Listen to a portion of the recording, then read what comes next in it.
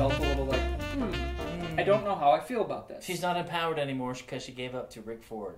But at the same time, maybe she is? How? Well, I mean, there's a sense in which, like... She slept with a dumbass. How is she empowered? Yeah, it's tough. I mean, if she had woken up with next to Jude Law... No, but see, then she'd be compromising her own morality. See, I don't think she can. I don't think she can wake up next to Jude Law because she leaves him at the end. I mean, she gives up on him at the end of the movie. That's her great moment of nope. I'm independent. I'm on my own. Mm-hmm. And there is a sense in which, like, it'd be one thing if she had been lusting after Jason Statham the entire time. Yeah, but it was like she couldn't stand him by the end of the movie. Right, and on some level, almost level, got all of them killed.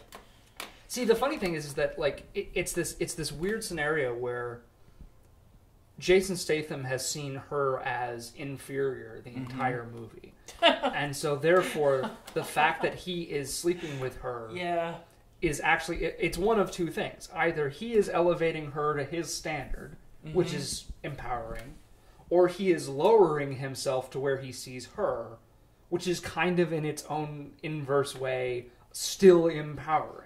Do you think maybe you're just reading too much into a joke that they thought up at the last minute and put in the movie?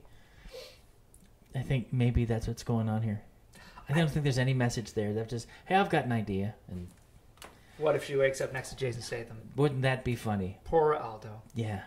But that was a funny gag. Anybody want to tell him it's a lake? That was so funny. That should have been the end of the movie. Yes, I would have actually been okay with that. Although, see, and this is something that should be said about Spy, which is that like the dialogue makes stuff work, even if it maybe doesn't. Because like even going back to that, so of all the scenes of this movie, and I guess we're started. I don't know, maybe not. Okay.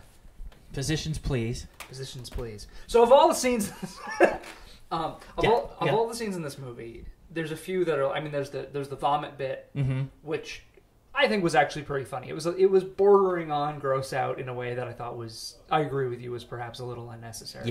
Yeah.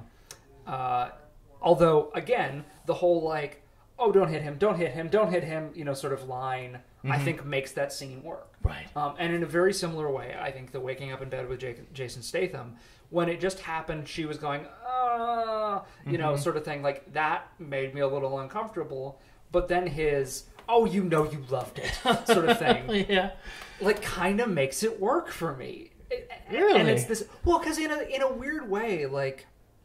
But isn't that bringing her down to his kind of male chauvinist kind of Rick Ford center of the universe? But I mean, in a sense, like, and this is one of, and I think it, I don't think it's clear cut, and I think that's part of what makes it work, which is that like, there's this question: if we're talking about women breaking into the boys' club, is it not okay for them to act like boys sometimes? Right. So like, their positions have flipped, and now she's the.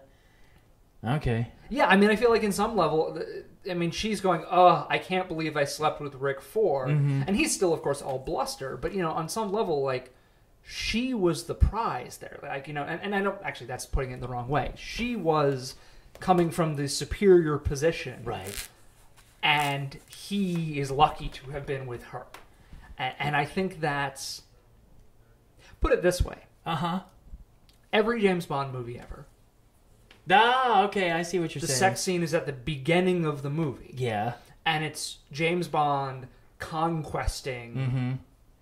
But every Bond movie ends that same way. Well, that's also true. With him in the bed with the prize. With the prize. Yeah. And in some sense, that means that, like, the movie ends with her in bed with Jason Statham. I think that Jason Statham is the prize there. Except that in the nature of Spy, he's not, like, the perfect prize. I mean, he's not Aldo, because that would be a little bit too romantic, and he's not Jude Law, because...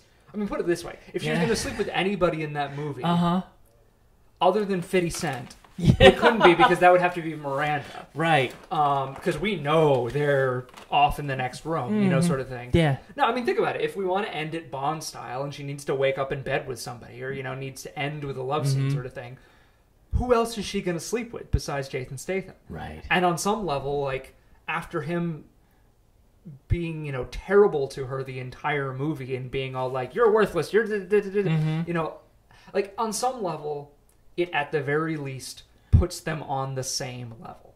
So she's equal now to Rick Ford, the failed CIA? Well, no, she's clearly better than Rick Ford because she succeeded in all the ways that he didn't. Uh-huh. But she is also, she's part of the club. She's a full-on agent, and, like, that's what agents do. I don't know. And you got all this from a 30-second gag at the end of the movie. But it's also the last gag you get in the movie. Uh-huh. I mean, it's a moment where, like, movies have Titanics have been sunk over smaller icebergs than putting a tasteless joke in the last 15 seconds of a movie.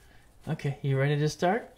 I don't know. I think we're kind of started. Maybe not. I feel like this is a whole discussion. All right. Oh, and 3, 2, 1. It's like being doused in Axe body spray for 190 minutes. No, we did not see Entourage, and we will not see Entourage, but we did go see Spy.